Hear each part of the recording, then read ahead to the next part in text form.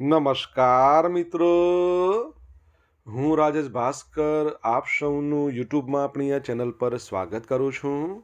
મિત્રો, આજે આપણે તારીખ 27મી જાન્યુઆરી 2025ના કેટલાક મોસ્ટ ઇમ્પોર્ટન્ટ કરંટ અફેર અને અગાઉની પરીક્ષામાં પૂછાયેલા કેટલાક ઇમ્પોર્ટન્ટ પ્રશ્નો વિશે ડિટેલમાં ચર્ચા કરીશું, જે આપને આવનારી પરીક્ષા માટે ખૂબ જ ઉપયોગી સાબિત થશે. તો મિત્રો, આપ આ ચર્ચા સાથે જોડાઈ રહેજો અને વિડીયોને પહેલેથી લઈને છેલ્લે સુધી પૂરેપૂરો જોવાનો આગ્રહ રાખજો. તો ચલો મિત્રો, શરૂ કરીએ.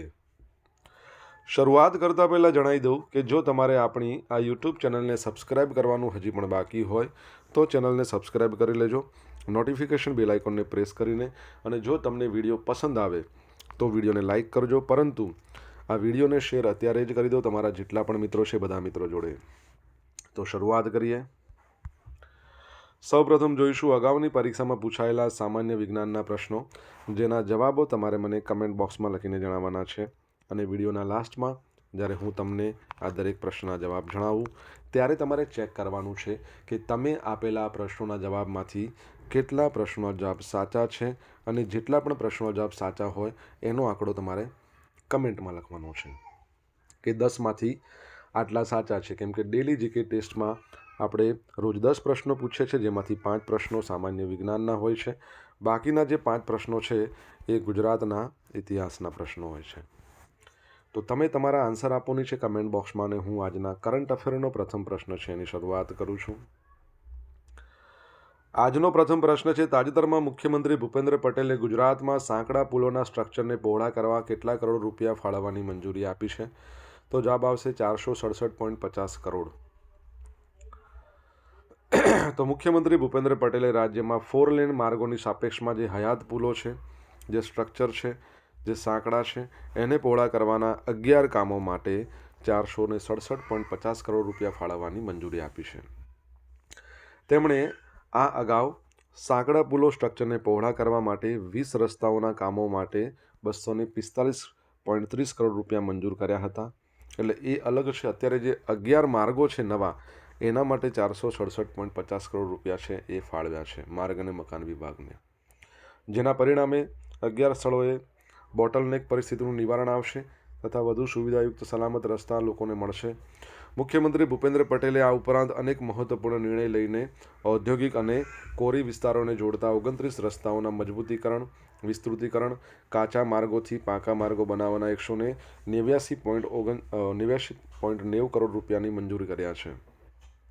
તે અનુસાર 5 રસ્તાઓની 7.45 કિલોમીટર લંબાઈમાં કાચાથી પાકા રસ્તા માટે અંદાજિત 8.80 કરોડ, 8 માર્ગોની 30.68 કિલોમીટરની લંબાઈની મજબૂતીકરણ માટે 47.30 કરોડ, 16 માર્ગોની 88.50 કરોડ 50 કિલોમીટર એની લંબાઈની જરૂરિયાતને મુજબ વાઇન્ડિંગ કરવા માટે 133.70 કરોડ રૂપિયા ફાળવવાનો નિર્ણય કર્યો છે. આપણા ગુજરાતની અંદર તમને ખબર છે કે વાહન વ્યવહાર મંત્રી છે કોણ? હર્ષ સંઘવી. અને કેન્દ્રની અંદર રોડ અને રાજમાર્ગ મંત્રી તમને જો આવડતા હોય તો તમે કમેન્ટ બોક્સમાં લખીને જણાવજો. દર વર્ષે ઇન્ટરનેશનલ હોલોકોસ્ટ રિમેમ્બરન્સ ડે ક્યારે મનાવવામાં આવે છે? તો આજનો દિવસ એટલે કે 27મી જાન્યુઆરી. શું આવશે? 27મી જાન્યુઆરી. હોલોકોસ્ટ એટલે નરસંહારના પીડિતોની યાદમાં આંતરરાષ્ટ્રીય સ્મૃતિ દિવસ ઇન્ટરનેશનલ હોલોકોસ્ટ રિમેમ્બરન્સ ડે 27મી જાન્યુઆરીએ મનાવવામાં આવે છે. આ દિવસનો ઉદ્દેશ બીજા વિશ્વયુદ્ધ દરમિયાન થયેલા હોલોકોસ્ટની દુર્ઘટનાની વર્ષગાંઠની યાદ મનાવવાનો છે. તમને ખબર જ હશે કે બીજું વિશ્વયુદ્ધ થયું હતું જેમાં નરસંહાર થયો હતો. એમાં હિટલર જે જર્મનીના હતા, એના નાઝી જર્મનીઓએ તેના સહયોગીની મદદ દ્વારા 1941થી 1945 વચ્ચે લગભગ 60 લાખ યુરોપિયન યહૂદીઓની હત્યા કરી હતી.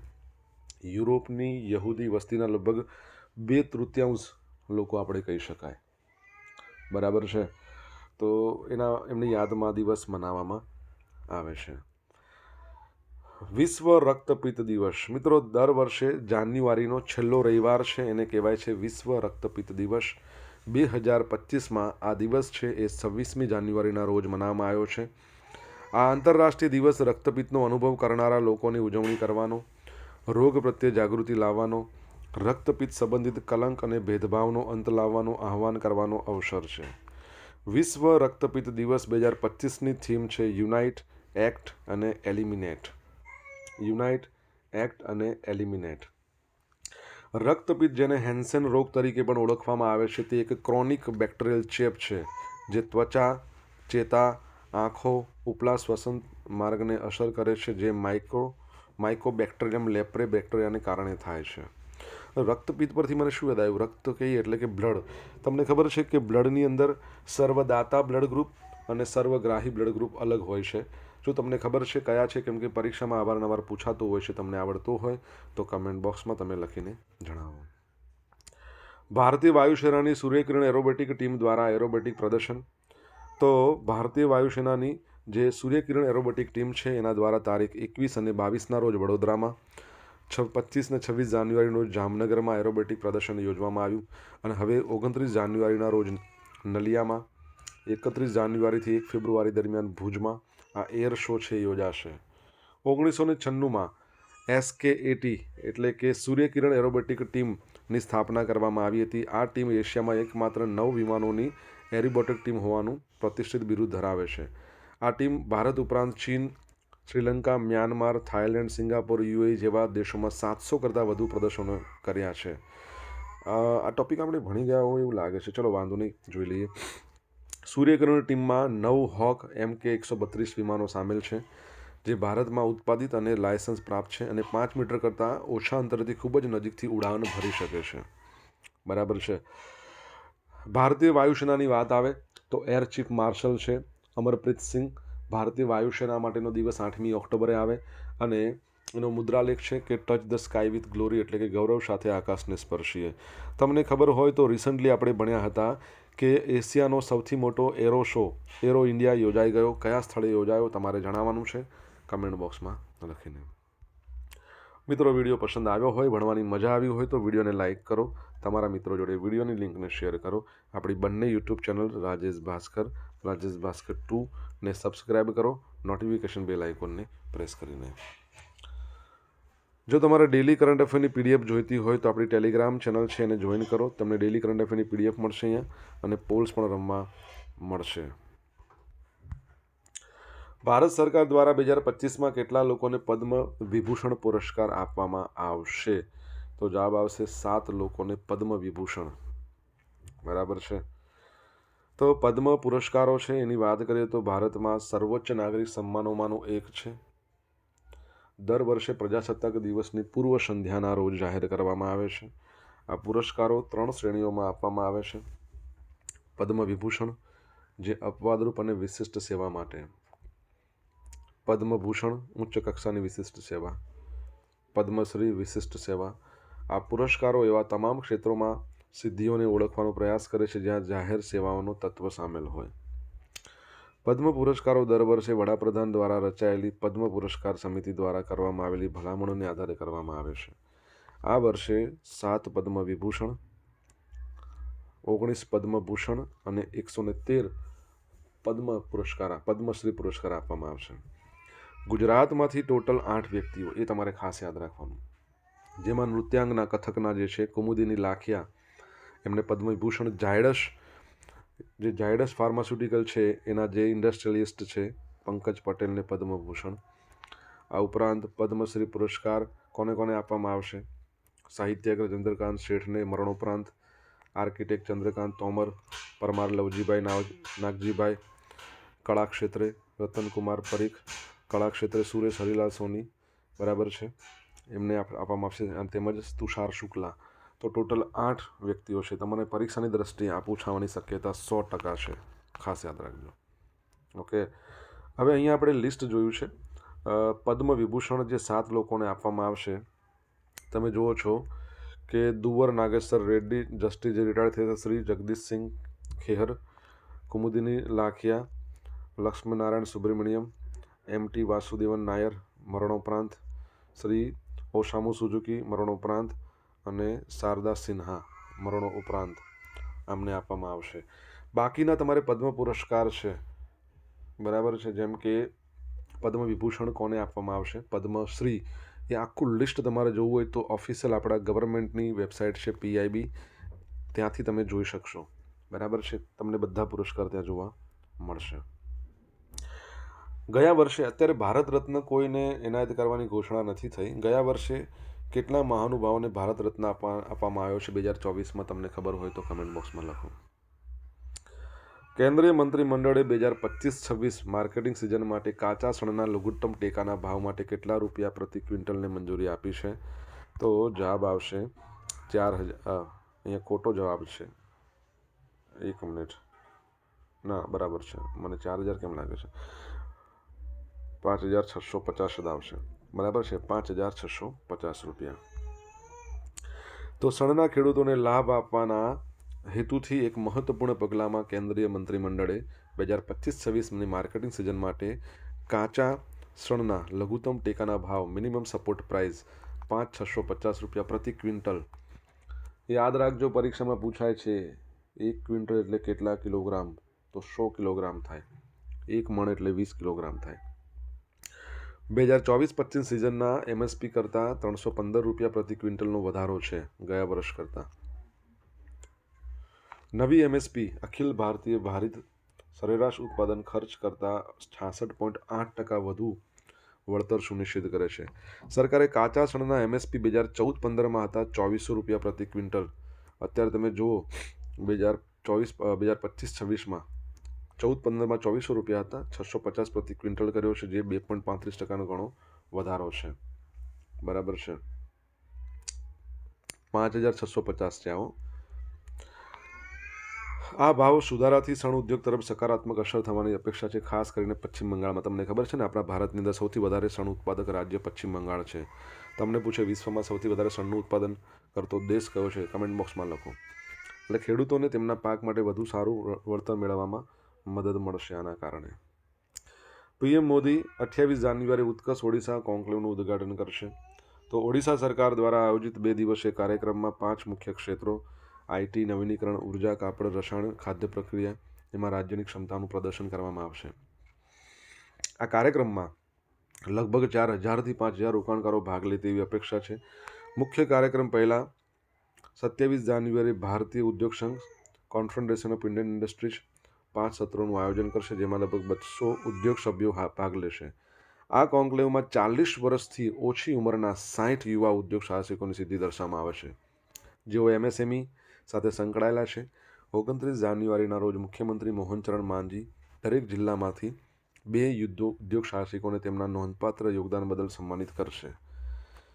આ સમય દરમિયાન Australia, Malaysia, Japan, Germany, Poland, Cuba સહિત 12 દેશોના પ્રતિનિધિઓ કન્ટ્રીઝ ઓફ ફોકસ હેઠળમાં ભાગ લેવાના છે. ઓડિશાની વાત કરીએ તો ઓડિશાનું કેપિટલ ભુવનેશ્વર છે. મોહનચરણ માંઝીના CM છે. બરાબર છે, અને તમને ખબર હોવું જોઈએ, ઓડિશાની વાત કરીએ એના કેપિટલમાં પ્રવાસી ભારતીય દિવસ મનાવવામાં આવ્યો. દર વર્ષે 9મી જાન્યુઆરીના રોજ પ્રવાસી ભારતીય દિવસ મનાવવામાં આવે છે. તમારા માટે પ્રશ્ન, કેટલામાં નંબરનો પ્રવાસી ભારતીય દિવસ આ વર્ષે મનાયો? કમેન્ટ બોક્સમાં લખો. સોશિયલ મીડિયાની માધ્યમથી તમે મારી જોડે કનેક્ટ રહી શકો છો. મારું ઇન્સ્ટા ID છે rajesh.i.bhaskar, મારું ફેસબુક ID છે RI ભાસ્કર, અને જે ટેલિગ્રામ ID છે એ છે રાજેશ ભાસ્કર. અહીંયા તમને ડેલી કરંટ અફેરની PDF મળશે અને પોલ્સ પણ રમવા મળશે. જો ભણવાની મજા આવી હોય તો વિડીયોને લાઇક કરો, તમારા મિત્રો જોડે વિડીયોની લિંકને શેર કરો. ચેનલ સબસ્ક્રાઇબ કરવાની બાકી હોય તો સબસ્ક્રાઇબ કરો, નોટિફિકેશન બેલ આઇકોનને પ્રેસ કરીને. કેન્દ્ર સરકાર દેશમાં શિક્ષણની ગુણવત્તા સુધારવા માટે દેશભરમાં કેટલી નવી સૈનિક શાળાઓ ખોલશે? તો જવાબ આવશે 100 સૈનિક શાળાઓ ખોલવાના છે. તો કેન્દ્ર સરકારે દેશમાં શિક્ષણની ગુણવત્તા સુધારવા માટે મોટી જાહેરાત કરી છે. સરકાર દેશમાં 100 નવી સૈનિક શાળાઓ ખોલવાની છે. સંરક્ષણ મંત્રી રાજનાથસિંહે કેરળના અલપ્પુઝામાં એક શાળાના કાર્યક્રમ દરમિયાન કહ્યું કે 100 નવી સૈનિક શાળાઓ ખોલવામાં આવશે. એમણે કહ્યું, કેન્દ્ર સરકારે દેશમાં શૈક્ષણિક ગુણવત્તા સુધારવા માટે તેમજ સમગ્ર વિકાસમાં યોગદાન આપવાના હેતુસર આ નિર્ણય લીધો છે. કેન્દ્ર સરકારે સૈનિક શાળાઓમાં દીકરીઓના પ્રવેશનો પણ રસ્તો સ્પષ્ટ કર્યો છે. એમણે કહ્યું છે કે સરકારે દેશના દૂરના ક્ષેત્રો, વિવિધ સાંસ્કૃતિક પૃષ્ઠભૂમિના કર્મચારીઓને સામેલ કરવા દેશના તમામ જિલ્લામાં સૈનિક શાળાઓ શરૂ કરવાનો નિર્ણય કર્યો છે. અને આ નિર્ણયથી દેશમાં સૈનિક શાળાઓની સંખ્યા વધશે, ઘણા હોનહાર વિદ્યાર્થીઓનો વિકાસ થશે, દીકરીઓ માટે પણ પ્રવેશનો માર્ગ મોકળો થઈ ગયો છે, તેઓ પ્રવેશ મેળવી શકશે. સૈનિક શાળા પરથી તમને ખબર છે, આપણે ભૂતકાળમાં ઘણીવાર પ્રશ્ન પૂછાઈ ગયો છે કે બાલાચડી સૈનિક શાળા આવેલી છે આપણા ગુજરાતની અંદર કયા જિલ્લામાં આવે. બીજું કે ભૂતકાળમાં પણ આપણે ભણ્યા હતા, લગભગ 1.5 વર્ષ પહેલાંની વાત છે કે મહેસાણામાં અને બનાસકાંઠામાં પણ સૈનિક શાળાઓ બની રહી છે, તો એ પણ યાદ રાખજો. આગળ વધીએ. કાળુપુર અને સાળંગપુર રેલવે ઓવરબ્રિજ 4 લેન કરવામાં આવશે.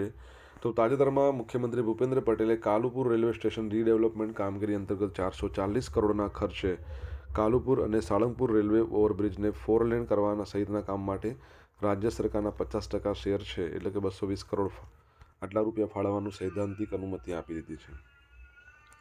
પ્રધાનમંત્રી નરેન્દ્ર મોદીએ વિરાસત ભી વિકાસ ભીના ધ્યેય સાથે રેલવે સ્ટેશન ડેવલપમેન્ટ સહિતના કામોથી ભારત નાગરિકોનું ઇઝ ઓફ લિવિંગ વધારવા માટે પ્રાથમિકતા આપી છે. એમાં અમદાવાદ રેલવે સ્ટેશનના કાયાકલ્પ પ્રોજેક્ટ અંતર્ગત બહુ વર્ષો જૂનું આજે કાલુપુર સાળંગપુર રેલવે ઓવરબ્રિજના 4 લેન સહિતના નવીનીકરણ કામો માટે રાજ્ય સરકારના ફાળા તરીકે મુખ્યમંત્રી ભૂપેન્દ્ર પટેલે નાણાં ફાળવ્યા છે. મુખ્યમંત્રી ભૂપેન્દ્ર પટેલે પ્રધાનમંત્રી નરેન્દ્ર મોદીએ જે 2010માં શરૂ કરાવેલી હતી સ્વર્ણિમ જયંતિ મુખ્યમંત્રી શહેરી વિકાસ યોજના, એ અંતર્ગત આ રેલવે ઓવરબ્રિજ પહોળા કરવા માટે રકમ મંજૂરી આપી છે. તમને ખબર છે ને, વિશ્વનો સૌથી ઊંચામાં ઊંચો આર્ક રેલવે બ્રિજ કઈ નદી પર છે? જમ્મુ કાશ્મીરમાં. તમારે જણાવવાનું છે. રેલવે મંત્રી આપણા અશ્વિની વૈષ્ણવ છે, હાલમાં યાદ રાખજો. અમદાવાદ રેલવે સ્ટેશન પર કાલુપુર રેલવે ઓવરબ્રિજનું નિર્માણ 108 વર્ષ પહેલાં 1915માં, સાળંગપુર રેલવે બ્રિજનું 83 વર્ષ પહેલાં 1940માં નિર્માણ કરવામાં આવ્યું હતું. હવે જોઈશું અગાઉની પરીક્ષામાં પૂછાયેલા સામાન્ય વિજ્ઞાનના પ્રશ્નો. પહેલો પ્રશ્ન, ફેધમ નીચે પૈકી કયા પરિમાણને માપવાનો એકમ છે? ઊંડાઈને. શરીરમાંથી લોહી વહેતું બંધ કરવા કે લોહી જામી જવા માટે કયું વિટામિન જરૂરી છે? વિટામિન કે. નીચેનામાંથી કયો રોગ બેક્ટેરિયાથી થતો નથી? અછબડા. નીચે પૈકી કઈ જોડણી સાચી નથી? તો ટેલિવિઝનની શોધ સેમ્યુઅલ માર્શે નથી કરેલી. કોણે કરી છે? ચલો તમે જ જણાવો કમેન્ટ બોક્સમાં લખીને. H5N1 કયા રોગનો વાયરસ છે? તો સ્વાઇન ફ્લૂ.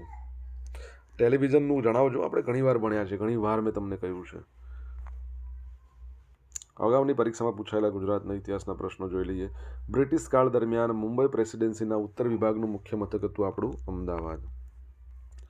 1947માં ગુજરાતના કયા રજવાડાએ ભારતીય સંઘમાં જોડાયોના કરાર પર સહી કરવાનો ઇનકાર કર્યો હતો?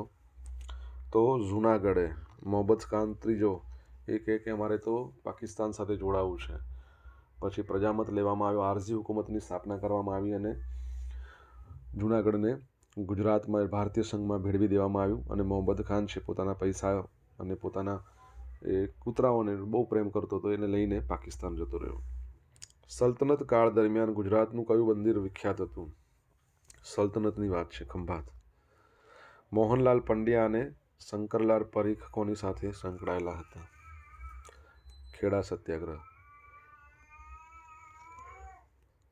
ડુંગળી ચોર તરીકે ઓળખાય ને મોહનલાલ પંડ્યા. ગુજરાત પંચાયત અધિનિયમ 1961 ગુજરાતમાં કઈ તારીખથી અમલમાં આવ્યો? 1963માં 1 એપ્રિલના રોજ.